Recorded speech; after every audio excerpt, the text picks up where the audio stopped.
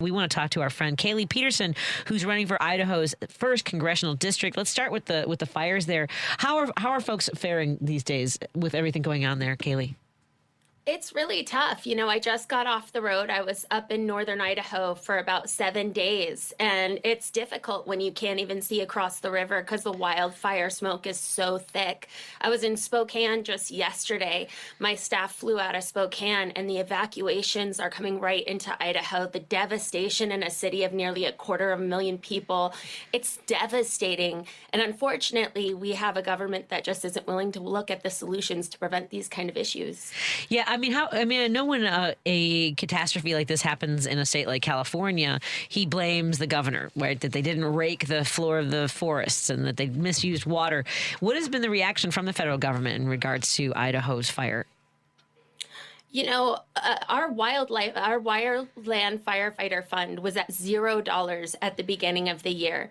And unfortunately, the reality is when you talk to firefighters, when you talk to our Forest Service, the massive layoffs that happened last year didn't just cause a loss of staffing that is necessary for these fires, but the experience and the knowledge that was forced out is probably one of the biggest issues. So you have departments where they say they're hiring, but they're hiring just a tiny percentage of the actual positions. You don't have the support staff, you don't have the advice, the knowledge, the relief crews. It becomes incredibly dangerous for people on the ground. And when we have no snowpack, when we're dealing with drought, when we're dealing with a wildfire season that's this bad, it becomes demanding and dangerous for the people on the ground here and our firefighters.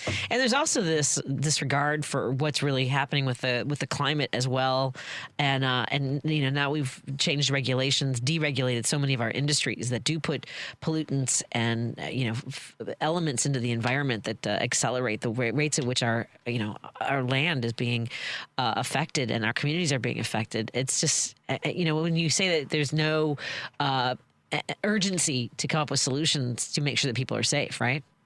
Yeah, no, the idea that we privatize a lot of these issues is what we're seeing from this administration and Idaho's federal representation. For instance, our Forest Service is deeply connected to the timber industry so that we're doing it in a smart and responsible way, that we manage these lands in a way that prevents fire. But they're weeding out the Forest Service more and more in order to try and privatize. Even some of our fire crews, they're bringing in private fire crews. So there are people that are profiting off of these devastating fire seasons instead of trusting the federal employees. And these are members of Idaho. These are members of Washington. These are members of our community that choose to serve, that choose to be away from home for 2 weeks at a time, 6 months at a time, right on the ground. And so, we need a federal administration. We need federal representation that knows how to look at these issues comprehensively and care about the people who know this issue better than anybody else. So I'm wondering, by the way, I forgot to hit that little button that says my entire team is going to be mad at me for not hitting the record button, but I can't. I have too many screens in front of me. Austin will. You need an intern. I know. Austin will tell you that I've got too many things. I don't know where we're supposed to record it, but we're going to do that. So you'll have the little notice that says this screen is being recorded.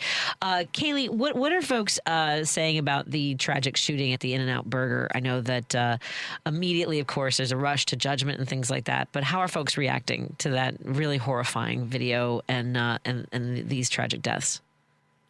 Idaho is a state that growing up, we appreciate our Second Amendment rights, but there's a responsibility that comes along with that I think that we're forgetting. And right now it becomes so political. You have members of our congressional delegation talking about this like a mental health issue while they continue to defund rural health care and mental health care resources. So as more and more of these issues happen, we have to say, when do we step in and start actually protecting communities? Idaho Falls, Twin Falls, Eastern Idaho, this is an idyllic small town feel despite the population there. And so now we have Idaho communities that will no longer feel safe when they go out to the market, when they go out to free concerts. That's what happens here. And we have no solutions. Instead of actually talking about policy and legislation and ways to protect people, our congressional delegation is either silent or making it into social media sound bites and rhetoric that doesn't do any good. I think you hit the nail on the head, both, on the Second Amendment and the shooting and earlier in the forest fires issue. None of these are singular issues that can be solved by themselves. A forest fire is forestry management and agency resources and local firefighting experience and just manpower.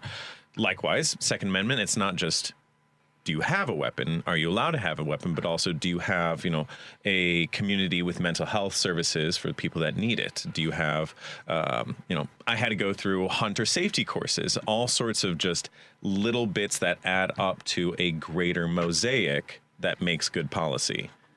Yeah, I mean, that makes a lot of sense. That's exactly it. Yeah, go ahead.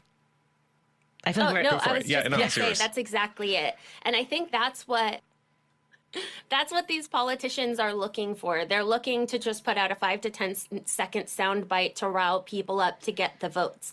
But real leadership is people who serve their community, are a part of the community, understand these issues comprehensively. Whether it's fire prevention, DOJ did these layoffs and these cuts. They gutted these federal agencies. And now wildfire season is going to be more expensive than ever for taxpayers. The more gun violence that happens, this is devastating for communities. Instead of just making sure that violent individuals don't get their hands on weapons and that local communities have the healthcare and mental health resources that they need. So that's where I think everybody listening, Washington, Idaho, Illinois, can do the most good, is by voting November 3rd for candidates who can talk about these issues realistically and comprehensively and do as much good in office as humanly possible.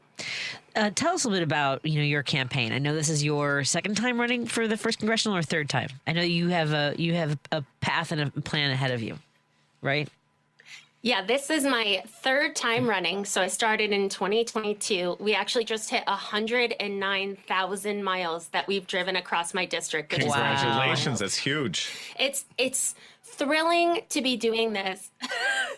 Thank you. Yeah. Luckily, I drive a hybrid, so I get great gas mileage. Nice. It doesn't cost too much. But the campaign this year is entirely different because we've done the groundwork in a district that has been completely ignored by national politics, by the DNC, by congressional delegates. We put in the work to build the foundation. So now in this election, when there's reproductive rights on the ballot, when we have wildfire season, when we have so many trade and economic issues, we are ready to seize the opportunity. I am 37,000 votes away from flipping a non-competitive district. So we need all eyes on Idaho's first and on this midterm election to get it done. Absolutely, and I think you have experienced sort of the shift in tone from voters who were absolutely never going to listen to a Democrat. I have to guess that their people are open to conversations these days, aren't they?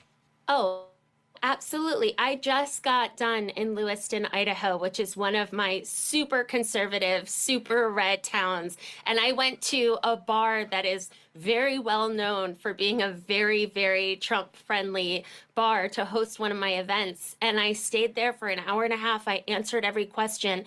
And every single person at that event, minus one, donated to the campaign. And we earned their vote because we want to fix the economy. We want to fix immigration. We want to fix all of these problems that rural communities deal with day in and day out. So it's just overcoming the social media soundbites. It's actually talking about solutions and showing up in a way that politicians haven't in a really long time. Well, Kaylee, we always love talking to you, and we want to support you any way we can. Folks can go to KayleeForCongress.com. That's KayleeForCongress.com. KAYLEE for Congress.com.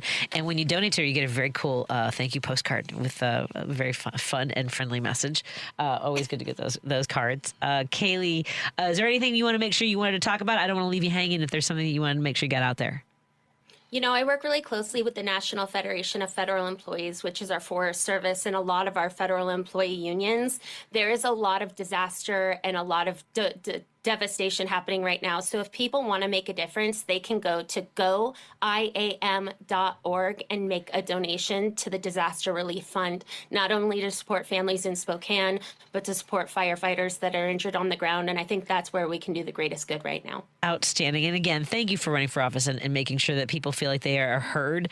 I know it's a big part of the job of running for races when you know that it's an uphill battle. So thank you so much for everything that you do and for joining us and enlightening us with your perspective and your passion. Thank you so much, Kaylee. Thank you. Thank you, Patty. Good to meet you. Have a good one. Bye-bye. Talk to you soon. Be safe.